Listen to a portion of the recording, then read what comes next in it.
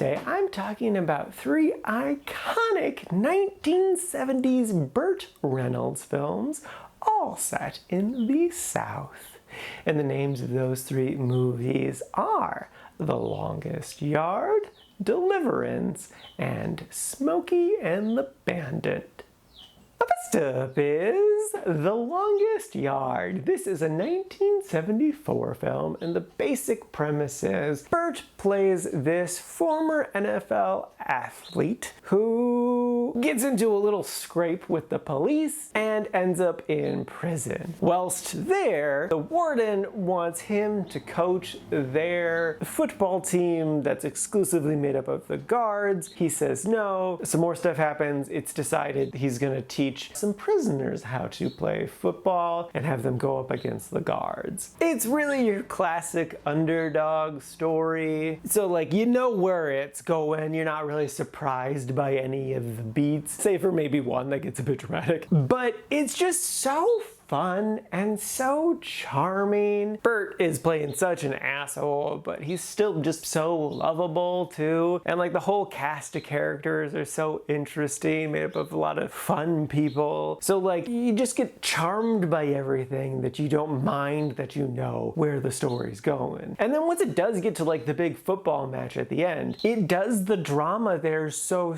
well that again, even though you're fairly certain you know how it's gonna end, it doesn't matter because you're watching some fun football stuff. And they didn't skirt around it either. Like it was a good chunk of the movie. I want to say like at least 40 minutes was them actually playing football. So like it did have a big payoff to the build-up. I will say the one big dramatic moment that I don't know if you'll see coming did feel a little out of nowhere, and then they kind of went past it a little quick. I do wish they would have stayed with those emotions a little bit more, just to process a little bit more. They do come back to it a little bit, but just a little bit more would have gone a long way for me. Regardless though, I still really enjoyed this movie. It's a lot of fun. And like I said, it's a classic underdog story. It's just so fun to root for the little guy, even when he is a giant asshole. So yeah, no, I thoroughly enjoyed this movie and would totally recommend it. You want a good, fun, charming experience, look no further. This will tickle the soul.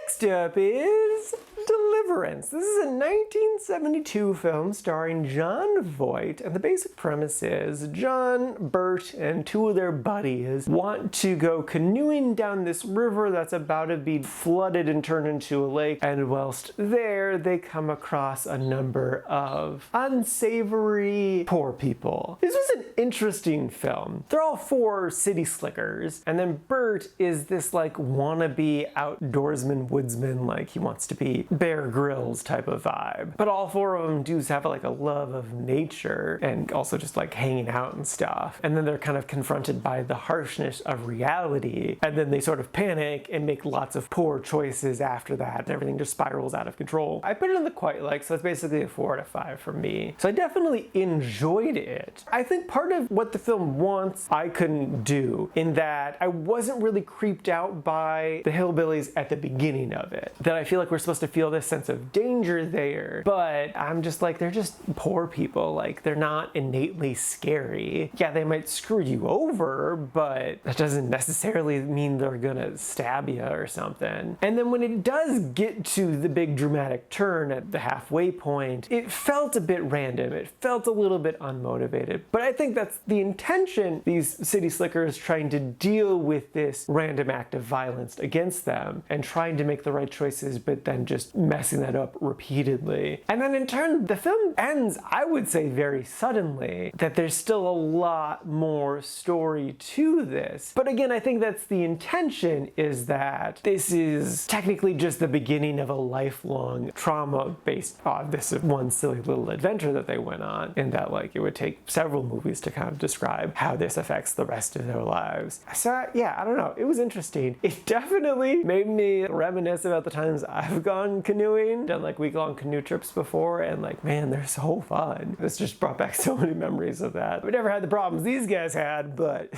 but like the problems these guys have are sort of their own making, and then also just insanely unlikely to occur. So yeah, I don't know. I definitely liked it. I wish it would have hit me a bit harder emotionally, but it definitely wasn't a bad time by any means. I think John gave a great performance in the leading role. Burt isn't as centered as I thought he was going to be, but when he's there, he is doing interesting interesting things. The other two guys also bring an interesting flavor to the project. Would I recommend it? Yeah, I think if it sounds interesting to you, go for it. It's a classic for a reason, and if you are a fan of this movie, I would love to hear other people's thoughts on it, kind of breaking it down a bit more, because it is really interesting. I think there's aspects to this movie that I maybe didn't necessarily quite pick up on that I think others have, and I would love to hear those thoughts. So yeah, no, it's an interesting little film that I would recommend.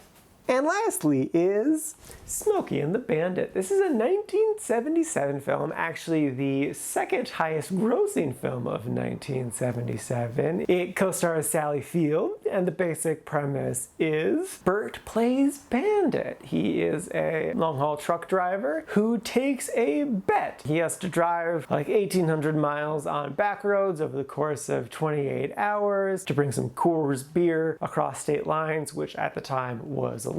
And the whole reason why it was illegal was also a really fascinating story that has actually nothing to do with the movie, but the real life reason is really interesting. I recommend looking it up. See, it's kind of just like a 2-hour car chase, basically, and I didn't super care for it. It's so goofy and silly. Like, the bad guy cop that's chasing them is just belongs in Mickey Mouse. He's so silly and over the top. And then, like, you gotta suspend your disbelief for so many things in this movie. For instance, when he stops to pick up Sally Field, no one really notices, but then they pass a van, and when the police are talking to those guys, they say that they saw a woman get into this car, and then they listed off his license plate and the direction he was going. And I'm like, you guys were not even remotely close to paying attention to anything that was happening with that car. You had just pulled up to the stop sign as they were pulling away. No, that wasn't happening. There is no reason that the police would be chasing them specifically because of Sally Field. They would be chasing them because of the insane speeding that they're doing, which they do, but yeah. And there's so many times too where like that cop just like magically catches up to them, and it's like,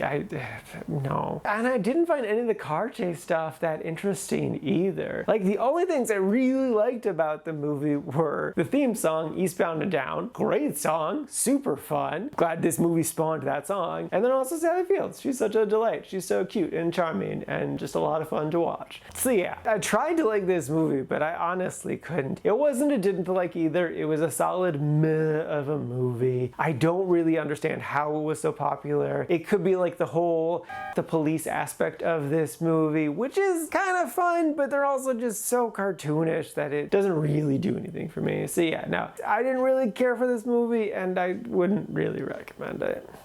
Alrighty, now here's today's rankings. First up, we got The Longest Yard sitting at number 21 in the really like section. And then after that is Deliverance sitting at number 38 in the quite like section. And then bringing up the rear, rightfully so, is Smokey and the Bandit sitting at number 59 in the meh category. And this is a total of 78 old movies so far this year.